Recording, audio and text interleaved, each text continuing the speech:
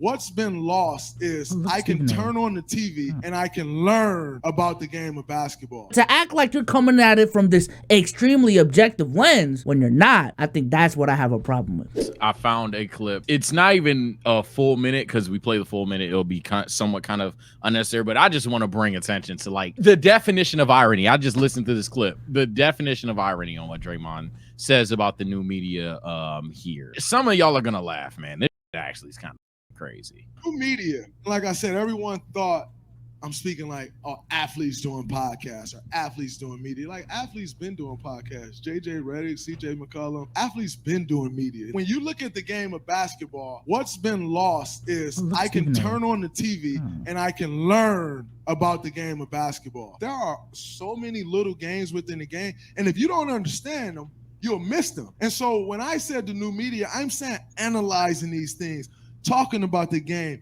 and understanding, giving flowers when flowers is due, and not just trying to bash a guy every chance that I get. It's being critical. It's not just saying, oh man, Steph Curry was great, and when he wasn't great, I'm not going to speak on it. But tell us the whole truth and break down why Steph Curry wasn't great. Can you help me better understand what you're saying? And I think that's been lost, and what's replaced it is titles. To avoid copyrighted music, he says what's replaced it is titles, hot takes, thumbnails, and clickbait.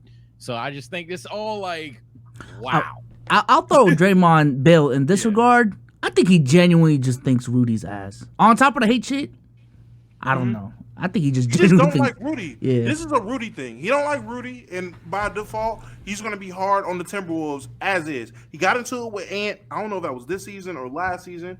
Him and Ant got chippy, he got chirpy a little bit. He just don't fuck with him. Other than that, we sat there and watched that nigga Shaq.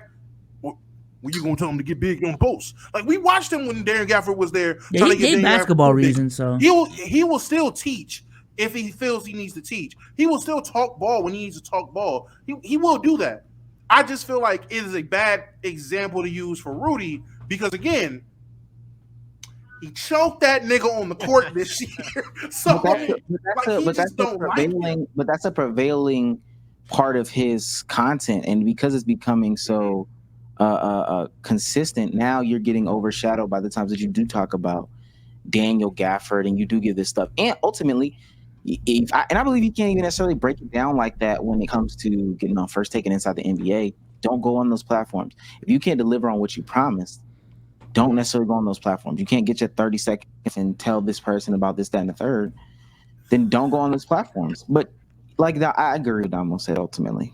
I'm just saying his idea of new media is not new. Like there have been so many attempts of, okay, we're going to build this platform that's going to be objective and we're going to talk about real hoops. And if you want the real and best basketball conversations, this is where you go. It is not, Draymond in this podcast is not the first attempt at that.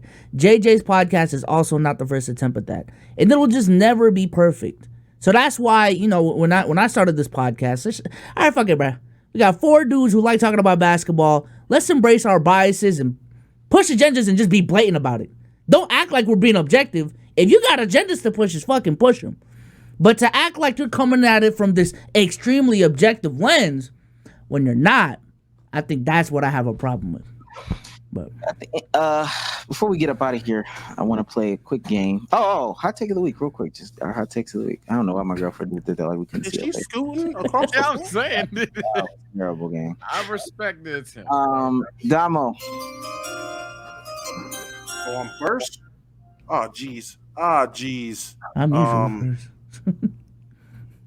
Skip me. You got to come back. I got to find it. Sage. I was trying to decide between the two. Since we had a very jam-packed WNBA segment, I had a WNBA hot take. Yeah, the old school vets. I think I said this earlier, but I want to double down. Yeah, the old school WNBA vets. You guys, I would even dare say, have a responsibility of not being an asshole. For the love of God, look, man. There's a ton of new fans. It's overwhelming. There are more newer WNBA fans than there are older WNBA fans that are at least talking about it, right? Like obviously the total number might be different. But at the end of the day, dog, there's a lot of people that want to embrace the sport. And they may have bad takes on the sport. And it's one thing where if we have like, I don't know, the transfer portal debate that you and Damo had, where something's just objectively false and someone's trying to tell you about the history of the game and you weren't there for the history of the game. But if someone pulls up, yo, Caitlin Clark, cold as shit, she gonna be one of the faces of the league one day, and you think Caitlin Clark's gonna be a fucking fraud, don't be a dick and immediately go, well, you weren't here since 19 dog. It's okay to admit that, like in the WNBA, just became really cool. Let people feel really cool. Let people try to join the sport, build their love and IQ for the sport. Stop deterring people from it. That shit literally happened to me today. Like I told him, you weren't here. You weren't here all those years ago. Like, all right, motherfucker, you don't know me, ma'am. Guys, the NBA playoffs are Heating up, and I am excited to bring to you PrizePicks, the best way to play daily fantasy sports. All you're going to do is download the app, go to the website, and then you're going to select your players and make some picks. I'm going to go Evan Mobley, more on points, easy one. And I'm going to go Devin Booker, less on his PRA. I'm going to put some money in, $1 million. I'm going to go ahead and hit place entry. And if you use code LKIB, PrizePicks will match up to 100% on your first deposit up to $100. Shout out to PrizePicks for sponsoring this episode. But I can go with mines now. I got mines. All right. Well, let me go with mine since you had to be skipped, buddy.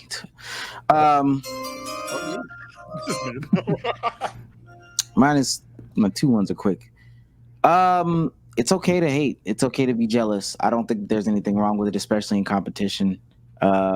You say that this person is better than me. I hate that person. I ain't gonna lie to you.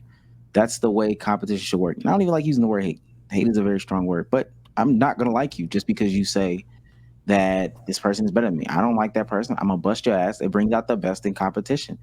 There's nothing wrong with that, but the way that people tell that story is that there's something wrong with that. And then 2, please. Setup wars? No. Oh God. Yeah. Oh, trust me. I hate your setup. I hate yours too. That's what I'm saying. You can talk about it. Yeah.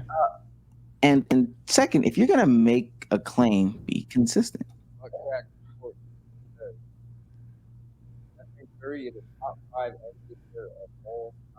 Type shit.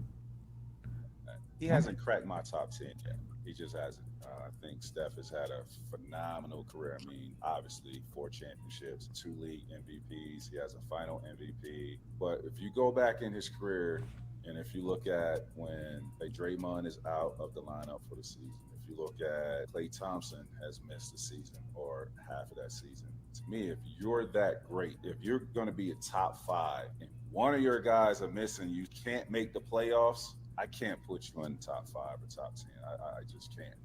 So, and really what I should say, not be consistent. This is why journalism matters.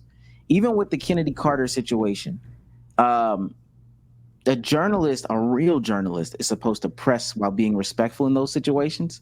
The producer for Tracy McGrady's podcast is supposed to be able to present people off the top that wouldn't fit that criteria who possibly could be in the top 10, but he didn't. But this is why real journalists matter. Press, but be respectful, but press. Can I just say you're 100% right. Hate and resentment and jealousy is absolutely needed in competition in sports. That's what drives these athletes to be pros.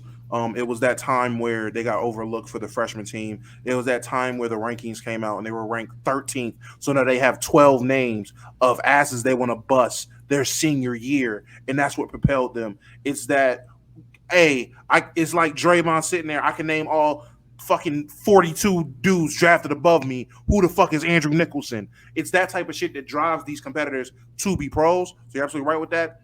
Tracy McGrady, that is the reason. Dumb shit like that. That's the reason why you're not Kobe. Right there. Boom. That's why it was Kobe. That's why it was Kobe and then like Paul Pierce and you, nigga. Because y'all say dumb shit like that all the time. Kobe breaking down games. Kobe Bryant was breaking down niggas' games and challenging niggas. You're out here saying dumb shit like, yeah, Steph not top 10 because what was he without Draymond and fucking Clay? Where were you, nigga? Where were you? With anybody? Anyway, I got my hot take. Yeah, just a speed run. Yeah, I agree with you and Damo. Yeah, competition matters in anything as long as it's still, professional. Keep it basketball. I don't give a fuck if you don't like people, but keep it basketball, dog. Everybody trying to get paid, everybody trying to get money, and everybody want the WNBA, NBA, NFL. Hell, nigga, a job at Chick-fil-A, dog. Like everybody wants to succeed. But keep it within the business. Keep the competition healthy. Tracy McGrady, one of my favorite players of all time. Yes, I'm pulling a Stephen A here. Dog, that was the dumbest shit I've ever. Like it's even if what he said was true.